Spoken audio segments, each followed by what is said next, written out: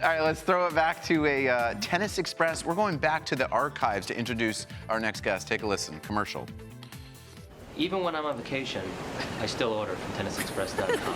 In fact, right now I'm ordering the Adidas Barricade 7.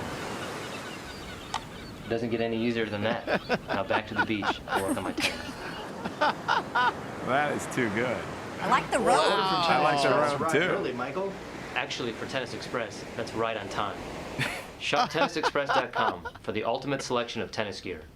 Order today, and they'll ship it today. That wasn't real because he didn't have to pay. Wow. for his You get shoes autographs at for that, Tennis Coach Michael Russell? It's nice to have you again on the show. That's actually where I am right now. Right, this is just cinematography. I'm actually on the beach right now. Look at all those patches, Michael Russell. My gosh, you look like a race car driver. I'm trying to show some love. I think you've got a little. You got to show some sponsor You've love. got a little more room on the left side there, and maybe a couple more on the hat. Gee. Put a little right here. Yeah, right there. I see big room. Michael, thanks for joining us, man. As we look at the resume here, I mean, it goes on, and you started working with Taylor Fritz in 2015. We had Wolfgang Oswald on earlier in the show and talking all things physio with him. So how's it looking for Taylor right now? He's going into playing tomorrow. How was the day? What did you guys get up to? And what's been the focus in training here in Miami for you guys? Yeah, so the conditions are a little different than in Indian Wells. The ball doesn't go through the air as fast, a little more humid. Surface is a little faster here, I think a little lower bouncing. So it's been important to get a lot of practice sets in. The first couple days, Taylor and I did a bunch of specific work, just kind of get the movement and get the groove and making sure he's getting low enough. Today we had a good hour hit with Thomas Mahach. To get ready for tomorrow. We hit at 1 o'clock, which is kind of around the time Taylor will probably step on court. He's second on grandstand, and just try to make it as similar to the conditions that he's going to play in as possible. Michael, last year Taylor had his best year, getting to the finals of the U.S. Open, finals, the ATP finals. But this year, by Taylor's standards, which are so high now, he's had a couple more bumps. He had the oblique issue as well. His mindset, I know he likes to practice a lot, but what do you think it is to try to get him on track? Is it footwork? Is it hitting a lot of balls, playing sets, drills? What do you specifically do to get him trying to play his best tennis again? Yeah, I think it's a little bit of everything. He's a rhythm player. He loves to make sure his timing, and he's really grooved every time we go to a tournament. So he likes to hit a lot of balls. But as you said, Tracy, having the oblique the last month, he hasn't been playing at 100%. Last week in Indian Wells, he was pretty much 100% and, played pretty well for the most part. Jack played, phenomenal the whole tournament. So it was just, from our perspective and the team, it's a good sign going into Miami this week. What I've been told, Michael, is these courts in Miami are actually really fast. How does Taylor like that type of speed? Does he want more time for that forehand, or is super fast fine with him? Yeah, so it's, typically Taylor plays better on faster courts. You look at some of the results, like Turin, the ATP finals on grass, some of his titles, even Atlanta, where the ball goes through the air pretty quick. So, his serve and his backhand on the fast courts, it's really conducive for those shots. The forehand, he does like to have a little more time. That being said, when he keeps a little more compact and he's able to hit through the court, the fast courts can help the forehand as well. So it's just, that's really the side and the stroke that he likes to have a lot of timing and really get it grooved. I'm curious because it looks to me like he has a very Western grip, Taylor. I have a bunch of juniors that I work with, all of them that have that grip can't hit the ball through the ball the way he does. How does he combine those two? Can you teach me that so I can teach some kids? Because I can't figure it out. It's not your tip, you usually think of a full Western forehand. You think of someone really spinning the forehand. When Taylor hits it very flat, which is counterintuitive to the grip. So, I think it's just, he does a good job of catching it out in front and snapping through. And, through contact, really make sure he whips through it and doesn't really brush up as much. Taylor clearly is an offensive player. We're watching some of this hitting in the baseline, and we saw a little stab, forehand slice, defensive shot, because I think what's so clear is that the movement has gotten better. But the defense, out of the corners, especially the forehand slice. I've seen like that go. Matty Keys has improved that shot too. Can you practice defensive shots? Obviously, you can practice movement, but what about those kind of improv-y shots out of the corners, just getting back into rallies? Maybe it's defensive lobs or something like that. Yeah, no, definitely. Not only in practice sets, you can work on it, just specifically the mindset of hitting the shot. And then also in controlled practices where you're ball feeding and making sure Taylor has to, move from one corner to the other and work on that shot. But yeah, his intangibles has improved a lot. He does a better job of sliding into it. And, if you ask him, he says he owns that shot. So at least his confidence is there as well. Nice. And Michael, as we see you winning the Coach of the Year award here in 2024, but what are some short-term goals and long-term goals that you have for Taylor right now? As we know, he's number 4 in the world and moving up quickly. Yeah, the long-term result goals, I'd love to see him win a Grand Slam title. It's just would be a momentous occasion. He's been very close, being at the U.S. Open final. Just the process, I'd like to see him continue to move forward. He needs to come to net more and just kind of own the transition and the middle of the court. He's done a better job, but it could be an area where he needs to improve still and really take it more offensively to his opponents. So he needs to own the transition work, but also the lefty serve that he works on. Does he need to own that one as well? Yeah. What do you think about that? You like that? Don't encourage that. Don't encourage it. Don't encourage that. There's a rule. That's allowed to come out in doubles, but not singles. Okay. I was going to say, because he was doing it a few times in doubles with me. I didn't know if that was allowed in singles. Yes.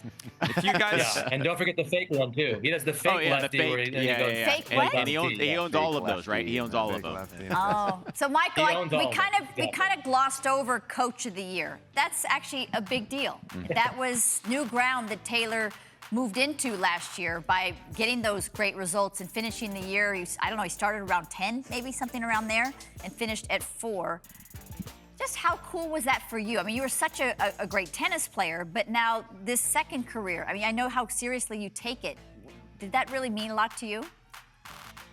Yeah, no, it's really cool, and especially the fact that my respectable, amazing coaches are the ones that vote on it. Oh. So it's humbling, and it's a great honor to be named Coach of the Year. And we had a phenomenal year.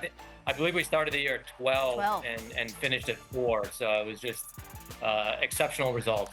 if you had an endurance and strength test against Taylor Fritz right now, Love it. who would win?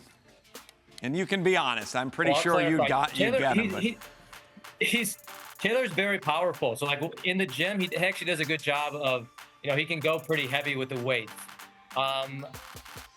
Endurance, you I got could him. plead Go the ahead, fifth, admit it. But let's just say I do a lot of You work got in him the in gym, and I endurance. think the endurance levels are very high, higher than most ATP players. Wow, Michael- that's phenomenal. So how much do you Mike- work out every day? Do you work out in the mornings? How long? Try to get it in the morning before practice and matches, but usually about 2 hours. Like 6 in the morning? He goes 6 in the morning, Not then that early, noon, but and then 4 in the fortunately, afternoon. Taylor's not an early practice guy, so I can usually start at like 7:30. Okay, you're Bottom line inspiring is- me. Bottom line is you stay consistent. That's for sure, Michael Russell. But Exactly. how do you help Taylor being 4 in the world with all the pressure and expectations that are coming with that? How do you help him kind of just maintain that focus and not think about those kinds of things? Yeah, it's important, and it's easy to say don't think about it. I mean, of course you're going to think Yeah. about it, but he does a good job of compartmentalizing, all the noise around him. He does a good job of keeping his focus, and it's my job and to continue to reinforce just the focus and not letting the pressures and the expectations mount too high. Keep it process oriented. Just focus on the race. Don't worry about points defending, and just continue to work on the game. Get better, and the results will come. We got to finish this debate because we talk about it all the time. If these top Americans think about that as far as wanting to finish and be the top American, I think that Taylor knows where Tommy is and Francis and Ben, and they all push each other. But is there something they're talking about as well? And do they think about it? Yeah, I mean, they all want to own that title. Sometimes they don't say it to each other's face, but even last year during Monte Carlo, Taylor Taylor lost it for like 2 weeks. And then all of a sudden, like literally the day after he lost it, he's like, I'm gonna go to the gym tomorrow morning. And I was like, okay, there's a little extra motivation. A little extra motivation. I like it. Wait, who got him? Who I think passed it's him? Tommy Paul, right? Who Or passed was it him Ben? last year? Who was it? Not Ben. I think it was Ben actually. Okay. Really? Ben's Or scoring like, 12. or was it? It might have been Tommy actually for a week, I think. I was looking at some of the serving numbers, and last year, obviously, Taylor got one of the best serves on tour. Last year, he was 27th among the top 50 in first serve percentage. He was just under 63%. This year, he's 66%. It's only 3 percentage points to the fans at home, but that can be big. How big is that? And has there been any change in first serve strategy? I don't know if there needs to be because he's such a good server.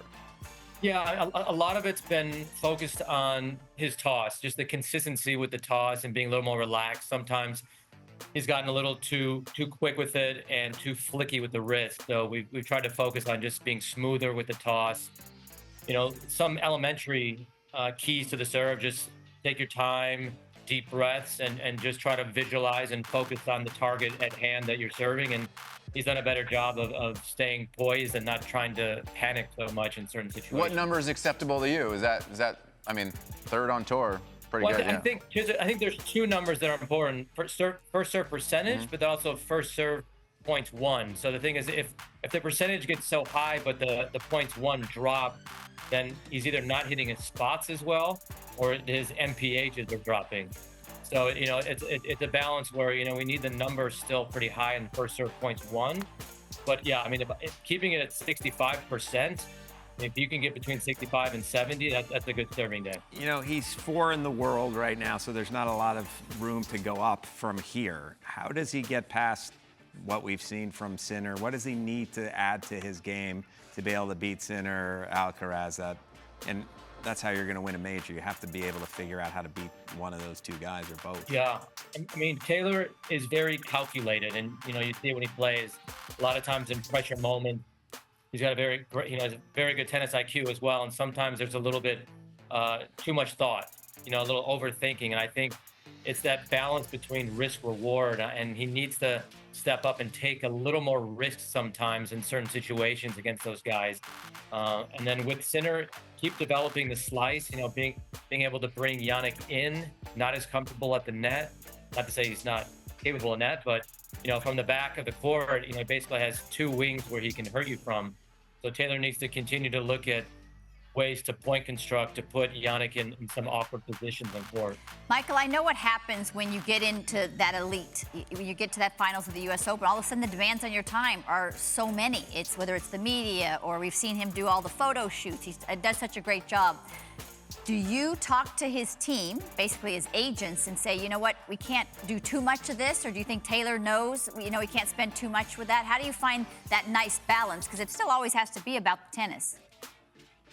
Yeah, no, we have a whole schedule meeting, and we make sure that all the delegation and the talks and the scheduling is centered around Taylor's practice and tournament to maximize his performance. But at the same time, you also have to maximize the opportunities that he's getting. So yeah, constant dialogue with the agents and physios to make sure that, you know, that the time efficiency at tournaments with the commitments, you know, aren't too taxing physically for mental health. And also, you know, you got to make sure that when you step on court that, you know, 100% you're ready to go.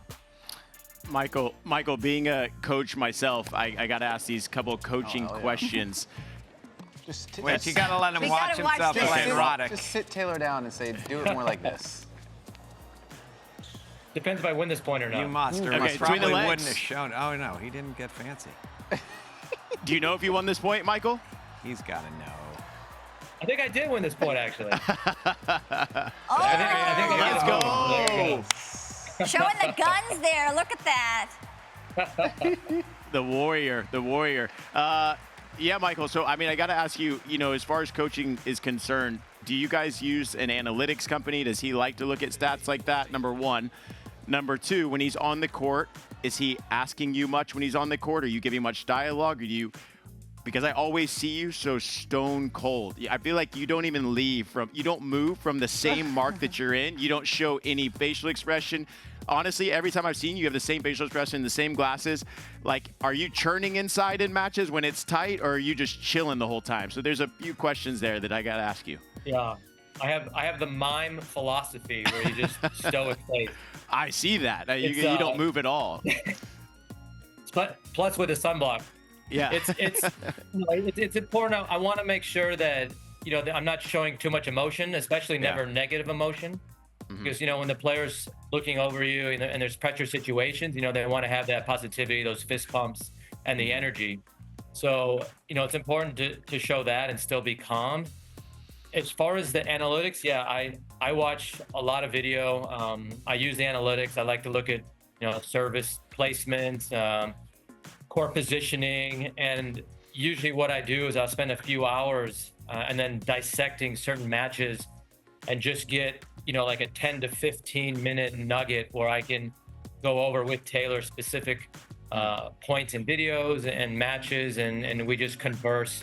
But he knows a lot of the players as well, so it's just a lot of it's confirmation of the strategy and the tactics, and then getting my insight into what I think the opponent's going to do and what Taylor needs to do, obviously, to be successful. So he trusts my judgment as well, so it's important. We're lucky. Which analytics company are you using? Are you USTA, or who are you? If I told you that information, I would have no. It's good. It's great platforms. The ATP has a platform. Yeah. That's great.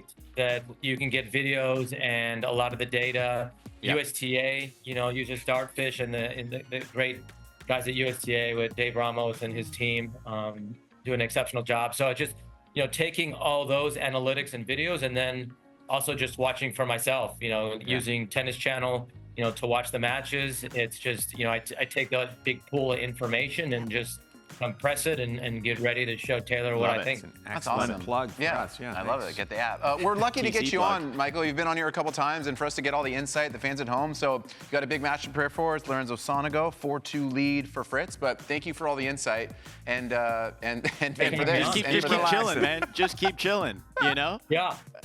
Get your 8 hours of sleep, right? Angle. Michael, next Get your 8 time I hours of see you, sleep I like you're want, half. Yeah. I want that one more patch there. There's a little room. Yeah. Right above the boss. There's still room, Tracy. Exactly. Let's go. Thank you, Coach. Good luck tomorrow. All right, thanks. Good luck, Mike.